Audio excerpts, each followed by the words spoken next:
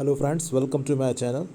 Today I will discuss the question which is very frequently asked in competitive exams. Question is, which one of the following has the longest wavelength? Your option is X-rays, ultraviolet rays, infrared rays, radio waves. तो answer है D, radio waves. अब ये क्यों है, explanation देखते हैं। आपकी electromagnetic spectrum में आप गामा रेज जो होती है उसकी वेवलेंथ सबसे कम होती है। गामा रेज उस फिर एक्सरेज की उससे बड़ी होती है, अल्ट्रावायलेट की उससे बड़ी होती है, विजिबल रेडिएशन की उससे बड़ी होती है, इंफ्रारेड रेज की उससे बड़ी होती है, माइक्रोवेव की उससे बड़ी होती है एंड रेडियो वेव की सबसे लॉन्गेस्ट होती है जो भी ऑप्शंस में दिए हुए हैं।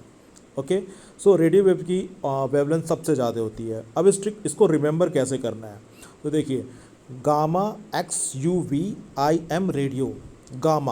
गामा पहलवान आपने सुना होगा, जो कि बहुत बड़े पहलवान थे।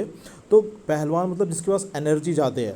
आप एक चीज़ और समझिए, जिसके पास एनर्जी ज़्यादा होती है, जिस इलेक्ट्रोमैग्नेटिक स्पेक्ट्रम में जो इलेक्ट्रोमैग्नेटिक रेडिएशंस होती हैं, जिसकी एनर्जी सबसे ज़्यादा होती है उसकी वेवलेंथ सबसे कम होती है। ठीक है, जिसकी एनर्जी ज़्यादा होगी उसकी वेवलेंथ कम होगी, और जिसकी सबसे ज़्यादा एनर्जी होगी उसकी वेवलेंथ सबसे कम होगी।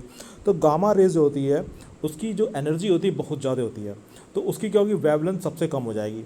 ठीक है, तो गामा रेज की वेवलेंथ कम हो जाएगी, क्योंकि गामा पहलवान एनर्जी ज़्यादा है, लेकिन एनर्जी ज़्यादा होगी तो वेवलेंथ कम हो जाएगी। ये इन्वर्सली प्रोपोर्शनल होता है, जिसकी एनर्जी ज़्यादा होती है उसकी वेवलेंथ कम हो जाती है। ठीक है, फिर एक्स रेज, गामा रेज, फिर उसके बाद एक्स यू वी आप याद कर सकते हो। XUV कार आती है महिंद्रा की, XUV 700, XUV 500 ये कार आती है।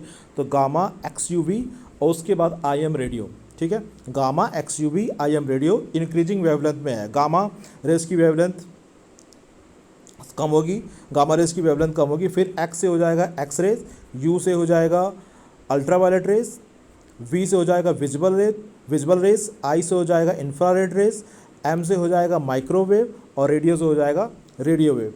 तो इंक्रीजिंग, तो रेडियो वेव की सबसे ज़्यादा होती है और वेवलेंथ, एंड गामा रेज की सबसे कम वेवलेंथ होती है। और एनर्जी में उल्टा हो जाएगा, गामा रेज की एनर्जी सबसे ज़्यादा होगी और रेडियो वेव की एनर्जी सबसे कम होगी। ठीक है, अब जान लेते हैं कुछ आविष्कार। जैसे एक्सरेज को किसने खोजा था, तो डब्ल्यू रॉन्टजन ने खोजा था।